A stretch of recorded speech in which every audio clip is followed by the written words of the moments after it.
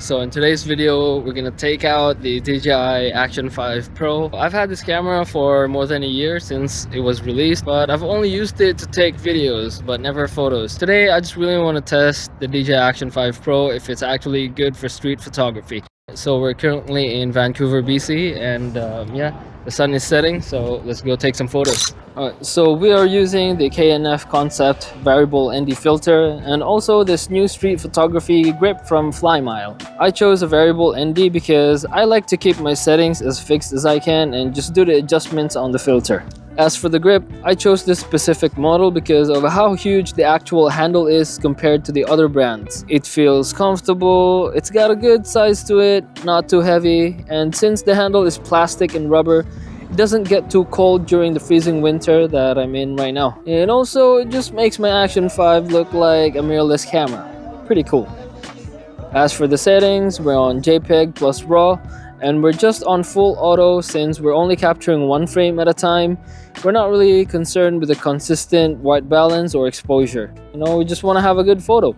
And because everything happens so fast when we're outside, we don't really have time to be messing with the settings. With street photography, a fraction of a second can make a huge difference. So even though this camera can take photos, there's one big limitation that I want to point out, and that is not being able to zoom. Generally, when you're using a DSLR or a mirrorless camera, most of the time your lens can zoom in and out.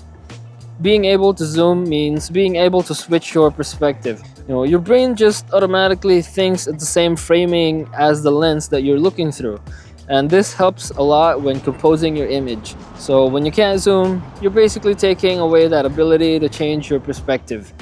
These action cameras have very wide field of view, so when you're looking through a wide angle lens all the time, you're basically seeing things at a big picture, which could be a good thing for landscapes, but sometimes you just want to punch in and get a tighter shot, especially for framing people.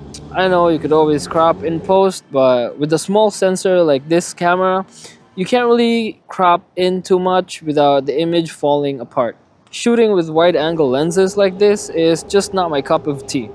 But I know that some of you guys have your own style and preferences, so it's worth mentioning. As someone who primarily shoots with 50 to 70mm lenses, I was just itching to zoom in the entire time.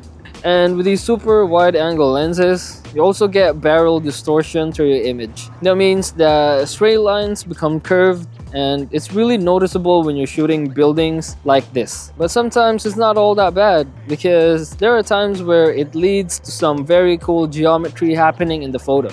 I think the photos turned out great despite the small sensor. I'm not trying to win any awards or anything like that, but for a small action camera that's primarily made for video, it does a really good job of taking photos.